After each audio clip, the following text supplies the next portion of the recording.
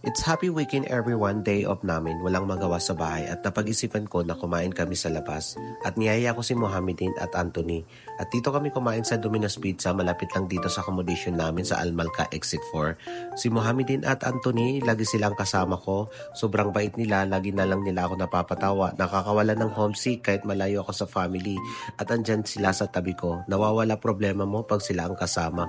Agad na nag-order si Mohamedin ng pizza dahil nalilito siya kung anong flavor ang gusto niya. At after namin mag-order mga kayors, is umakyat na kami dahil yung dining area nila is nandun sa taas. Pag akyat namin sa taas mga kayors, is ito yung dining area nila. Malinis, malawak din, pero wala silang customer. Siguro marami sa kanila is yung nagte-take out order.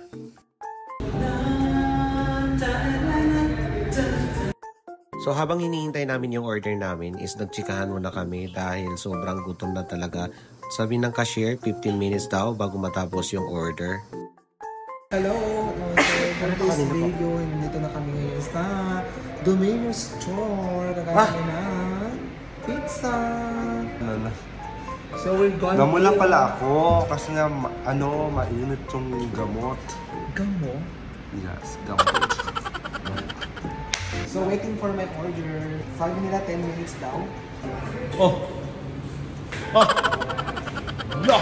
Hey, Domino's! Let's go! Pasok tayo! Ay, laki! Ano sa large siya, no? So nagkakalaga siya ng 44 HR. HR yun!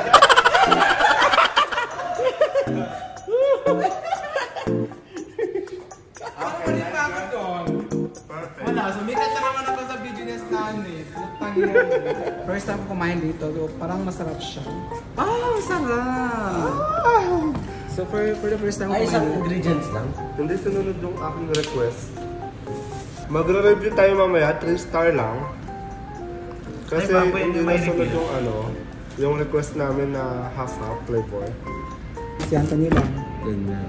At ayun na nga, dumating na yung order namin mga kayors. At tara, samahan nyo kami kumain dahil sobrang sarap itong Domino's Pizza. And that's it for now mga kayors. Maraming salamat sa panonood and see you in my next vlog. At sa hindi pa nakapag-follow sa akin, please do to follow my page. Share, likes, comments. And that's it for now. Love you all. God bless. Mwah.